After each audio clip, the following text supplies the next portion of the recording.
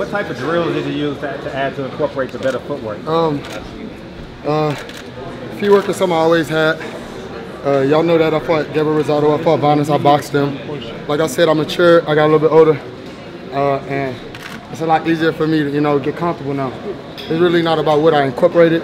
I'm the same me, I'm always be me. I go to dance rehearsal here and there, out here in LA, Studio City over there with Chris Brown, but that, I don't know if you can tell, but hopefully Saturday y'all can see a difference in Jermell. You were pushing back a big heavyweight. Yeah, he big too. Yeah. What else? What else you got to say? I've been heavyweight, yeah. I mean, they got a lot of fat trainers that train fighters. You know what I mean?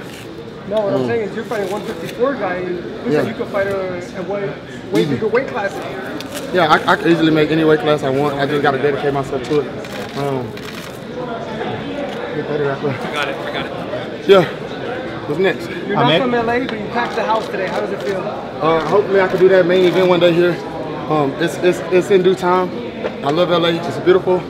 I put up to this place. I'm like, damn, this shit nice, man. Where we at? I thought we was going shopping for a minute. You know? But I love it in Gloveworks. They always treated me good. The facility's always nice. And you know what? Most importantly, Richard Schaefer and TGB always does a good job. You know, this shit is crazy how they really stand up for, you know, all the fighters. It's not just me. I'm an undercard fighter, you know what I'm saying? And I'm trying to come in and change some things about boxing. And I believe I can make it happen.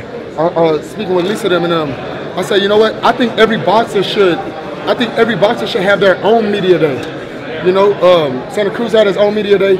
Abner had his own media day. I had my own media day. Even Earl had his own media day over there. So if we could continue that task as fighters, I think it'll bring a lot more audience to boxing, especially whenever you know that like the media is coming out for certain things that certain people got to say.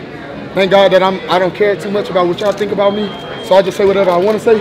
I will be respectful as much as I can, as long as y'all don't disrespect me. Now, the way you were handling that heavyweight, you think you may one day move up the weight? I don't want to be a heavyweight. Hopefully I'm out of boxing by the time I'll be promoting a heavyweight or a managing or doing something with a heavyweight.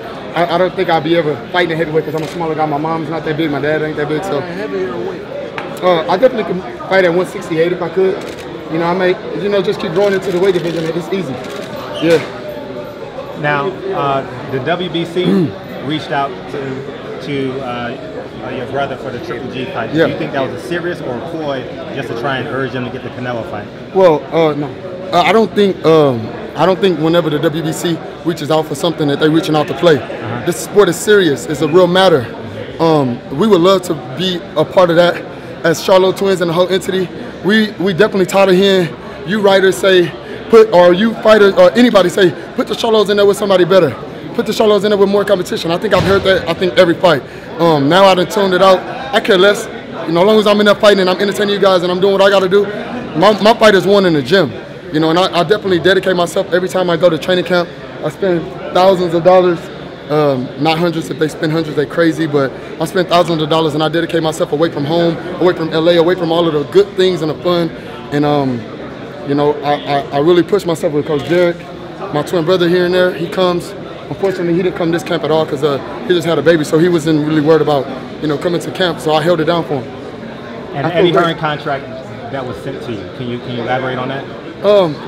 I mean, it's nothing to elaborate on because I'm not really trying to, you know, talk about Eddie Hearns and what he have offered us. He definitely offered me a contract.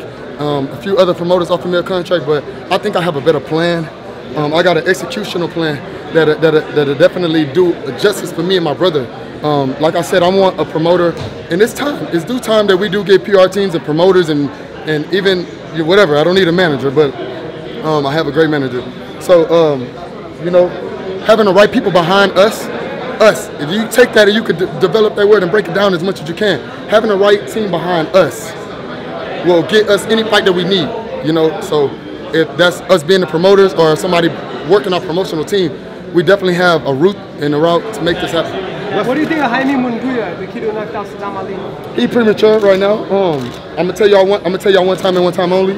I told y'all about putting little kids in front of me. You know what I'm saying? I don't take it.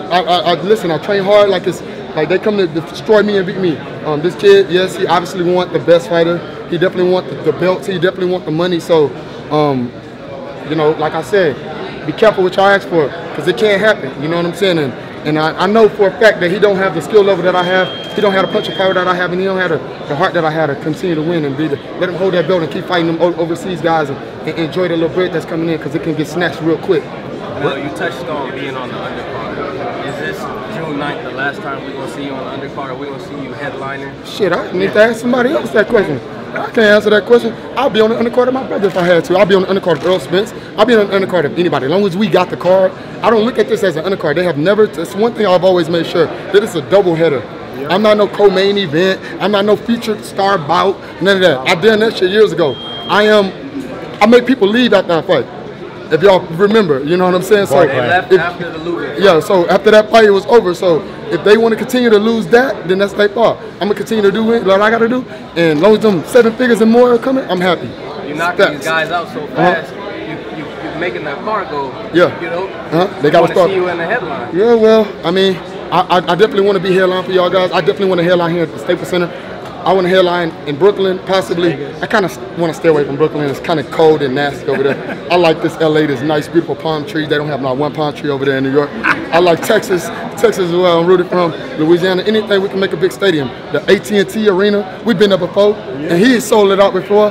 Rich Sheffield is a good guy. Y'all got to understand the main man behind the power. You know, he was the power behind Golden Boy. He was the power behind Floyd. A lot of these people, y'all don't really know them.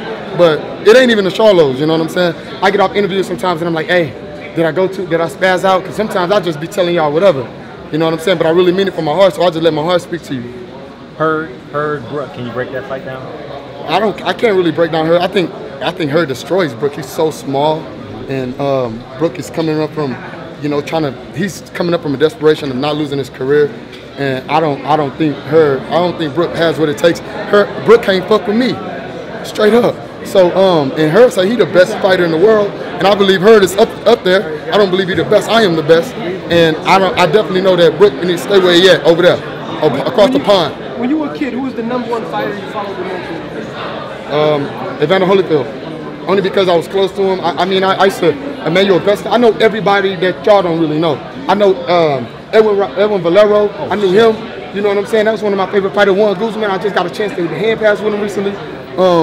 Definitely Holyfield, because he came to a few of my amateur fights, and especially before I turned pro.